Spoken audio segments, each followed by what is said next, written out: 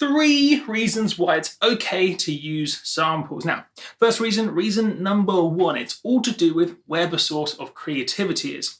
If you're making a track and the main thing that makes the track interesting or emotional or exciting comes from a sample, then most people would agree that in fact using those samples is cheating. Remember, this will of course be different for different genres.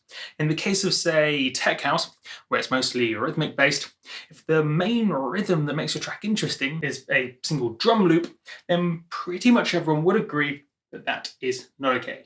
Cheating, bad. Whereas in the case of electro house or progressive house or future bass, the main thing will probably be the melody or the sound design or the energy and not the rhythm. And so to drag a drum loop directly on top, perfectly cool, because in those genres the rhythm is pretty arbitrary, to be honest. It's not a thing you're listening to. It's just there to keep you moving while you listen to the emotion in the melody and the chord progressions. Idea 2, what I call the lost art of sample digging.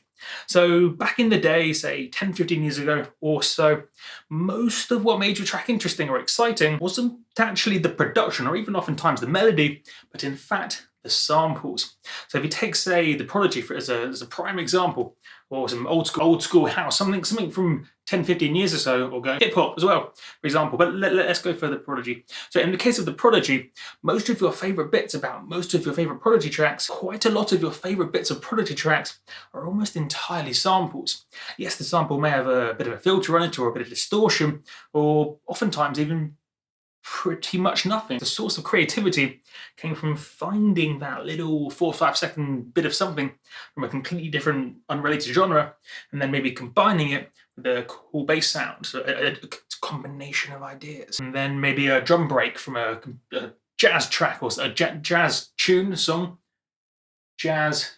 What do you call a jazz banger? A jazz banger. So maybe it's the drum break from an obscure jazz track and maybe a cool little vocal sample from this obscure reggae track. It's taking these 2 very obscure little cool ideas and then combining it with a cool bass sound, and that makes it interesting. So there's an art and creativity in finding those samples. Just like how if you're a DJ, there's an art in finding the rock. At least they used to be more so an art in finding those magic records that no one else could find. This is how you should approach samples.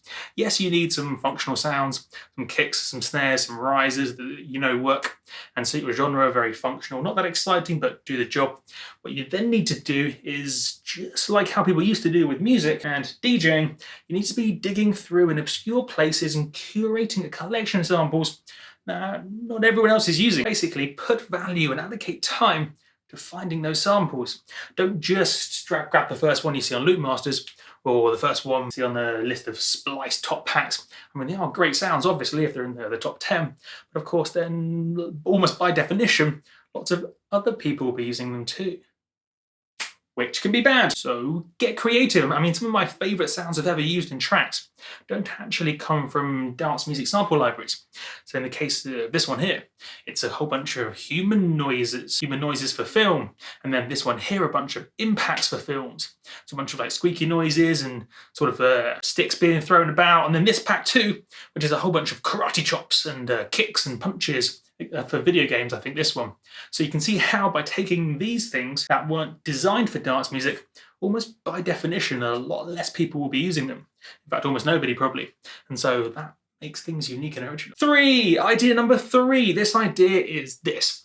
Treat your samples most of the time, not all the time, but most of the time as tools. In the same way you might go to a hardware store and buy some wood and some screws and a screwdriver. And a screwdriver would be your plug-in, but I think you can see where I'm going with this. So you go to the hardware store, you buy some screws. No, that's wood, screws, screwdriver, maybe some glue, and then you might buy some of this, like a little wedge, not wedge, wood, a plant, wood. Wood's probably the best analogy here. Paint, wood, things from the hardware store. You might go there, and then what you do is you take all these things and you make something new. And that's most of the time what is best to do with samples. So you don't just take a drum loop and think, right, I've got a drum loop. All I can do with this is drag and drop it into my track. Instead, look at this drum loop as a thing that you can do things to. I can be more specific. You can take it, run it through a delay, 100% wet, maybe mess about with the settings, and that creates a whole new rhythmic thing. That's lots of fun. Maybe you could take a vocal, run it through a reverb and a ping pong, take a kick drum, distort it, turn it into a bass. Vocals, you could take a vocal, run it through some effects and turn it into a whole range of things, depending on the effect. It could be like a noise. Maybe you take some Foley, run it through some reverb, and then you've got this whole 100% wet. And then you've got this weird background, like a bed almost. A bed. A bed's the best word. You could create an atmospheric bed. So Foley, running through reverb, 100% wet. Gives you this bed that you can then sidechain compress and fill out the mix and a whole bunch of cool things. Just like at a hardware store, you buy some wood. You don't buy some wood. I've had it. Multiplier is a genius. A genius ran up the stairs too quick. Now he's out of breath. Here is some wood. This is an analogy, everybody. So these are your samples. I purchased these from the hardware store. You can see it came probably a longer bit, but I sawed it off for a thing. So this is your samples.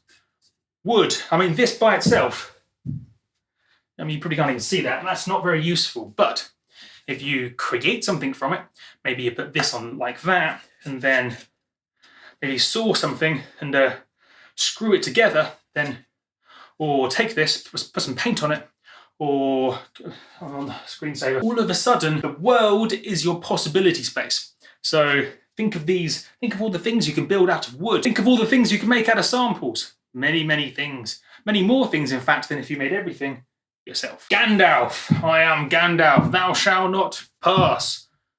Don't pass. What did he say? Something like that, didn't he?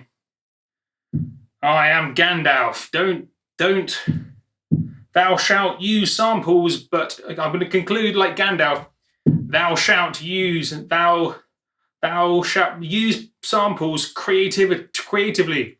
Make sure the source of, to summarize, make sure the source of creativity comes from you and not your samples. Gandalf.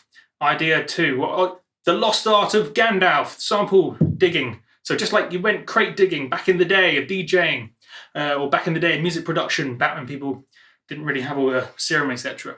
You made your tracks interesting with samples. Hip hop, prime example. Gandalf. So make sure you put a lot of value and put time into curating interesting samples not everyone's used before. Remember, you don't just have to source them from the top 10 lists of big websites. Gandalf. Idea 3. Gandalf. Gandalf. What did he say? Idea number 3. Oh yes, wood. Like hardware store. Samples are like your materials, raw ingredients that you then can create things from. So treat samples like that. They're not just drag and drop. At least don't always. You can sometimes do drag and drop. Drag and drop's cool. Just not always.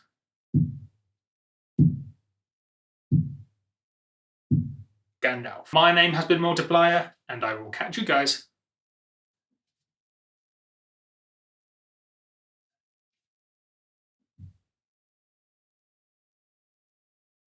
on the balance. Oh, that's going to work, that. Balance. Catch you guys on the... Ooh, look at this. I made art. I don't know if you can see that. The flippity flip. I made an art. That is creative. Starting falling over as well, look at that. Fantastic. This video is sponsored by me, my website. As you can see here, I have a whole range of things available, from serum presets through to serum tools, samples, and a whole bunch of other stuff. Do check it out, link below, multipliermusic.com, and/or subscribe. Thanks for watching.